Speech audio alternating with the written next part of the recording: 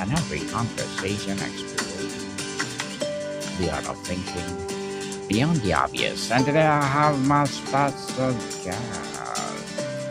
She's a rock star wedding photographer, networking guru, as well a fellow podcaster. No other than Miss Sara Alepin. Thank you so much for having me, Daniel. I'm really excited to be on the abstract essay today. Yes, welcome, Miss Sarah on Abstract Essay. Can you please introduce more about yourself that I missed? Sure, happy to. So I'm the founder and CEO of District Bliss, and we're a community of introverted and extroverted business owners who are really sick of that stodgy, transactional style networking, and who really want to break free from that so we can build our businesses with ease.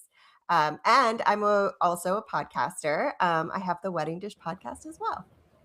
Yes, and thank you so much for sharing your knowledge and wisdom to the world, Miss Sarah. Here on Abstract Essay, we celebrate you with my cheering squad. Yes, thank you for sharing your knowledge and wisdom to the world. And today, let's talk about being about collaboration and organic growth strategy, right? That's what I'll Yes. talk about. So you've said the traditional networking event felt stressful with little ROI. What is the specific breaking point that made you say, I'm going to build my own thing instead? Good question. So, as you mentioned, I'm also a photographer. And when I went full time as a photographer, I knew that I needed other photographers to be able to refer clients that I wasn't the right fit for or that I couldn't take at the time. Because, when someone comes to you with an inquiry for their special event, you want to be able to send them somewhere if you can't photograph it. Um, Mm-hmm. so I was going to these networking events with the goal of meeting photographers. And every time I would get into one of those closed circles, so you're already like trying to get into the circle and everyone's kind of like closed ranks. So when I would get in, I would say, "Oh, I'm a photographer, da da da da." And the photographer that was there would inevitably ice me out of the circle and say, "I'm a photographer. I don't need to meet you." And I just hated it. As Mm-hmm. someone who is like a very warm, welcoming, kind person, I had never been treated that way. And I didn't think that that felt good, and I kind of figured if I hated it, other people did too. So I threw an event on Eventbrite and invited some people, and it sold out in 45 minutes. So clearly, other people also hated that transactional style networking and were also seeking something that was like warm, welcoming, and has high return on investment. Well done, Miss, and congratulations for new venture in your advocacy in life. And I'm inviting you to please do come over to my entrepreneurship 101 and let's talk about entrepreneurship mindset. Forget shallow handshakes. It's a bold tagline. How do you measure a meaningful connection versus superficial one in the first 5 minutes of meeting someone? Oh, good question. So, the first thing is start with asking questions. Actually, let me back this up. Get clear on your networking goals. I mentioned this about mine. Mine was to find other photographers. If your networking goals are to build a referral network, which is a great networking goal because then other people are sending people to you when you're the right fit, then that is going to really help you manage your time well and show up in the right way. So get clear on your goals first. Then start with a place of generosity and ask questions. Think of it like a date or any sort of relationship building. We've all been on terrible, terrible dates. Well, I mean, hopefully you haven't, but I definitely have in at points in my life been on bad dates or gone to lunch with a friend, and if someone is talking about themselves the entire time, it doesn't feel good. Nobody wants to just hear your sales pitch over and over again. We all hate it. Um, but we do want to have questions asked of us, and naturally starting that conversation where you're asking questions then allows the conversation to flow, and you're coming in to meet that person. You're building a relationship. You're not there to hard sell everyone and try to just do that direct client acquisition from everyone you meet. It's not an effective strategy. It feels bad. It feels very transactional. And those long term relationships are what will continue to deliver for you over time. So ask questions.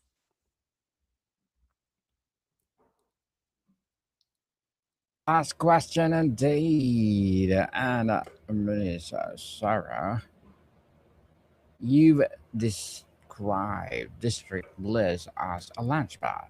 Can you walk us through a real example of two entrepreneurs you connected who ended up creating something neither could have done alone? Ooh, that's a fun question because there are a lot of answers that I can give you Yes. here. Um, So, I guess I'll give you the example of Melissa McFarlane. So she Mhm. came in. She's the CEO of Creative Successful Entrepreneurs, amazing business coach. So she came to one of our events and she was the expert. So we brought her in. It was we do networking at the top and then we go into workshop content depending on what type of event it is. This is a workshop event. So there's content that you're getting. You're moving the needle forward in your business. And so she was the expert. She came into the room. She shared her marketing strategy, what you need in order to gain visibility with the group.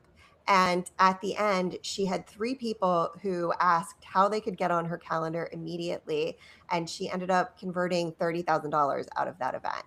Um, that is a very specific type of way that we are able to connect people, of course, where we provide a platform. We also have networking socials. We had one yesterday, actually, and we had two people who had never attended a networking social before, Sarah and Amy. And I knew them previously, but not from this. And I knew they were like the perfect fit to build something together. They would be great referral partners. So I put them in a breakout room together so they could get to know each other. And I popped in and I said, I just want to let you know, I put you in this breakout room because I think your clients and your vibes are so aligned that you would be the perfect referral partners for one another. So I want to make sure that you all talk about that while you're here. And I'll let you two connect, and popped back out and gave them the opportunity to connect. So it's really a way to build out and accomplish those business goals, so that you're not fighting against building a business, it's working for you. Definitely. And thank you for sharing that story, Miss Sarah. Organic growth sounds beautiful, but it's slow. How do you stay patient and trust process when your business needs revenue now? Yes, and it requires nurture too. So just like anything you do, any relationship, to go back to any sort of relationship, friendship, romantic relationship, whatever it is, all of them require nurture. Even your relationship with your pet requires nurture to maintain. Yes, So, certainly. in order to stay top of mind, you have to continue that conversation. And I see a lot of people sort of miss that opportunity in networking. When you don't continue the conversation afterward, you won't see that organic growth. You're not going to build that referral network because you connected, and you will forever be connected. But if you don't nurture the relationship and continue the conversation and, send resources to each other or whatever, you're going to see a lot slower growth, if any at all. So, first step is nurture. Um, and I think really showing up for yourself in organic growth, so showing up for yourself, networking, you have the possibility to make that income now. Organic growth can be slow, but if you are really hungry for it, you can build it quickly. And you shouldn't shy away from that just because, you know, you don't. you don't have the pathway. If you don't have the pathway, then come find Daniel or come find me. We will help you build that pathway. I know you have a pathway too, Daniel, that's like super amazing for entrepreneurs to really start infusing cash into their business right away. So Mhm. definitely check that out if you are struggling in that capacity. All of our listener friends out there. But really, building it and continuing to nurture is going to infuse cash into your business faster than you think, as long as you're doing that nurture piece. Miss Sarah, many people fear that collaboration means giving away their secret sauce. Where do you draw the line between being generously open and protecting your intellectual property? This is such a good question because I've seen this happen so many times. And yes, I'm so glad you asked this. So thank you, Daniel, for teeing this up. So first of all, you have to be really strategic about what you are giving away. So if you're giving away, let's say, a small part, and we're saying giving away, meaning sharing in whatever capacity. So collaboration is working with another entrepreneur to or another business to increase your visibility without necessarily investing in marketing dollars. It's a really great way to get your brand out there, get your name out there, and get in front of warm leads. So, if you are doing something, let's say like speaking at a summit, that would be collaboration, or even speaking on a podcast. Um, so, you aren't giving away everything. You are giving away what you would basically give away in a workshop if you were hosting a workshop. And I'm not saying webinar because, in my mind, a webinar is when you are giving some content, but the solution is to hire you. And that is not a great strategy to go into podcast guesting or summit speaking. Like, if that was my whole shtick here, Daniel, I don't think you would have invited me on, and you definitely wouldn't invite me back. Well, I'm inviting you again, Miss Sarah, for sure. You So what? host, yes, go ahead. Go ahead, go ahead. You host roundtables, workshops, and gatherings. Which one format surprised you the most in terms of actually sparking long term collaborations? Roundtables are my favorite events, so I might be biased, I have to admit. Hmm. But I love them because it's an opportunity for everyone to come together and share their expertise, their life experience, their resources, whatever it might be, to help a person solve problems. So it's a mastermind call that I moderate. I'm not a coach, I do not do business coaching or any sort of coaching. I am a community, I own a community where we support one another and connect and collaborate. But just to be clear, so when you come into mastermind, the entire community comes forward to support whatever the question is that you have, and it's a safe space. So if you are sharing your ip, it lives in that space. No one repeats it, no one takes it out of that space. But if I came to you, Daniel, and we're doing a roundtable, then I might say, okay, so I'm really hoping to, we're going to use your podcast as the example for this one. I'm really hoping to book some juicy podcast guesting spots. I'm struggling to find people. I think my pitches are falling on, just hitting the wall. I can't get through. I feel like I'm cold pitching every week and nobody's biting. And you, as a podcast host, would be able to give me insight into what my pitch is not doing that is making it so I'm hitting the wall and I'm not getting through and breaking through the noise, because you have that lived experience, you have that expertise, and you can help me so that I can actually then grow my visibility by being a podcast guest. And that interaction, that exchange, is so valuable. It showcases your generosity as the person who is solving the problem, your expertise. And it really builds that know, like, trust factor so that people are excited to refer to you. People know what you do, they know where your area, your zone of genius is, your area of expertise. And they're able to really speak about what it's like to work with you because they've seen you solve problems together. So from my standpoint, that's always going to be my favorite event. It is the most referral generating in terms of collaborations, in terms of course, just direct clients, and also it it's going to make people want to collaborate with you because they really get to see how your brain works and what you can accomplish together. Well said, Miss Sarah. Beautifully articulated. What's common mistake you see ambitious entrepreneurs make when trying to network at your events, and how do you gently redirect them? Ah, good one. There are two mistakes. First of all, it's not following up, not continuing the conversation afterward, and not having any sort of, where you have a direct, you now have a contact. Continue that conversation. Don't just let it fall flat after the event. You did a great job. You came to the event, but now continue the conversation.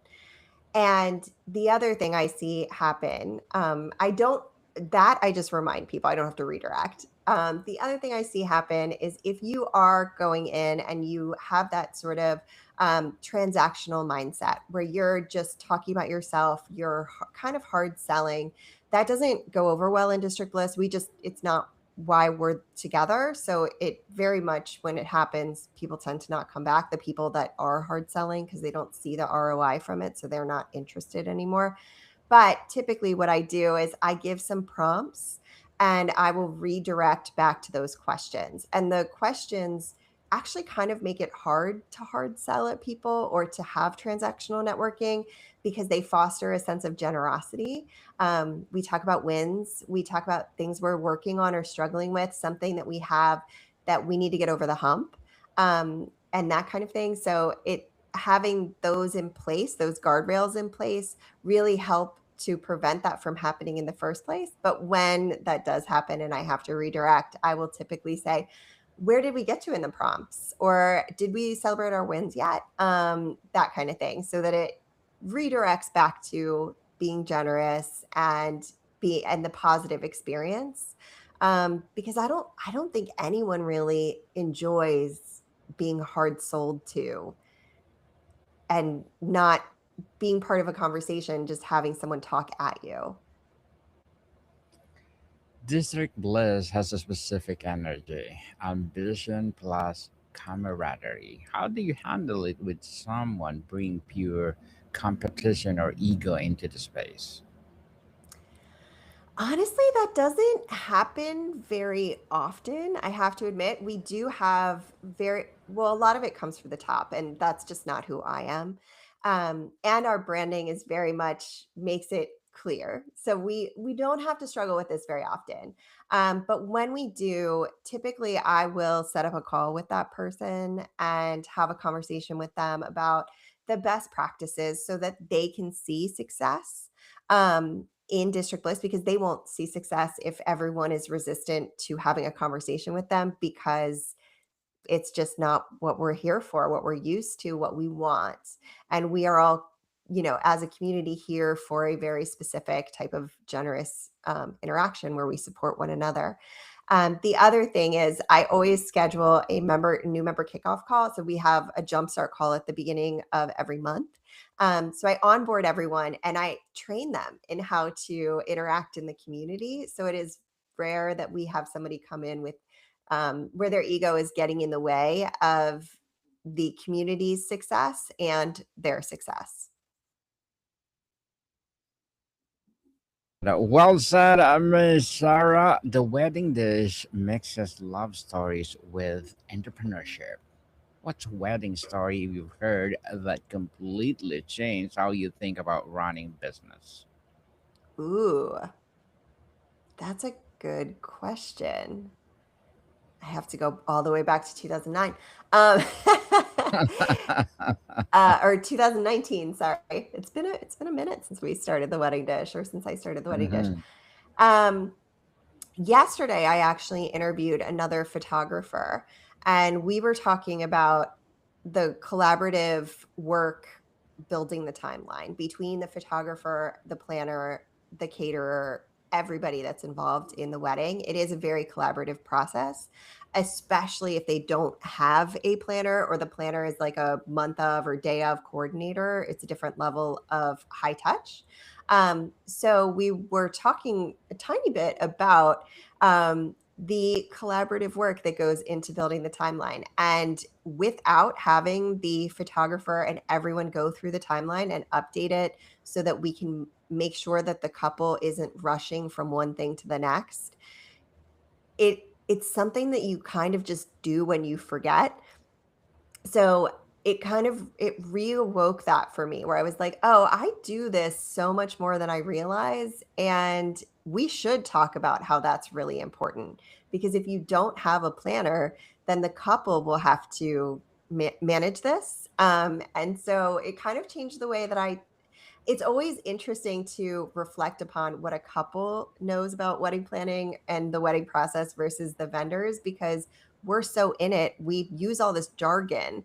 And this is one of those jargony kind of things where we assume a couple knows about the timeline and how it needs to be collaborative, but they don't necessarily if they don't have a planner. So it reminded me that I need to be better about communicating that to any of my couples that don't have a planner. Indeed. So, what is another DC area entrepreneur you quietly admire for their organic approach to growth, and why don't more people know about them?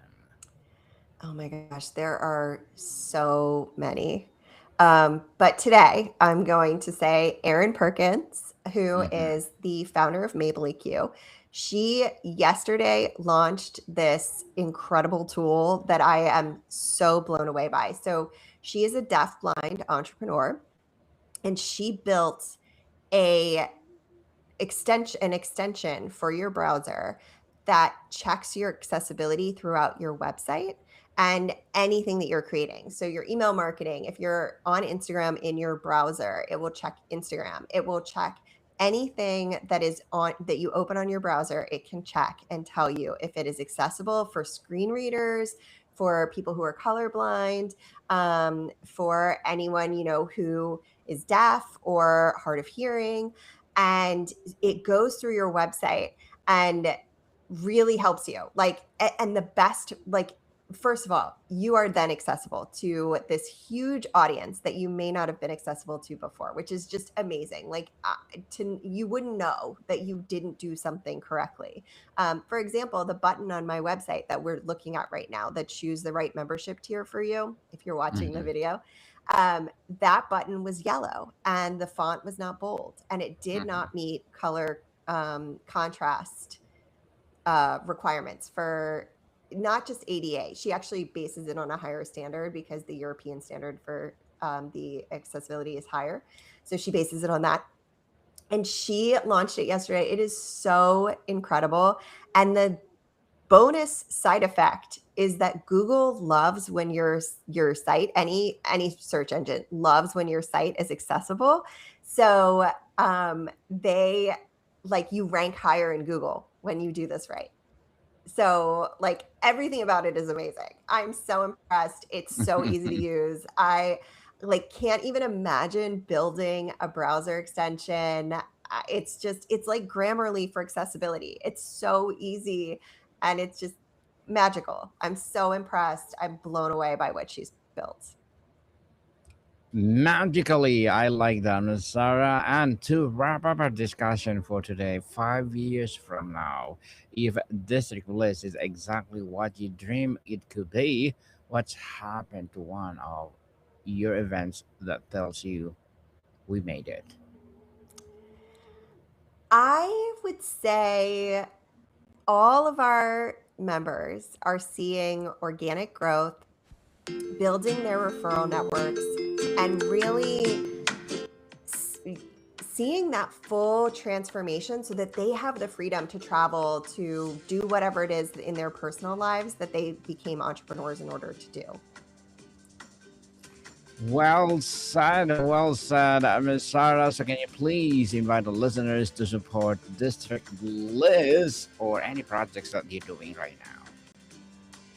Yes, of course. So if you would like to learn more, you can visit us at districtlist.com.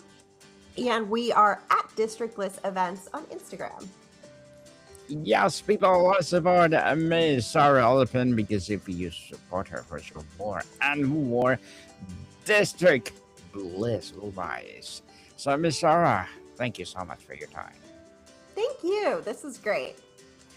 Monica people, see you soon.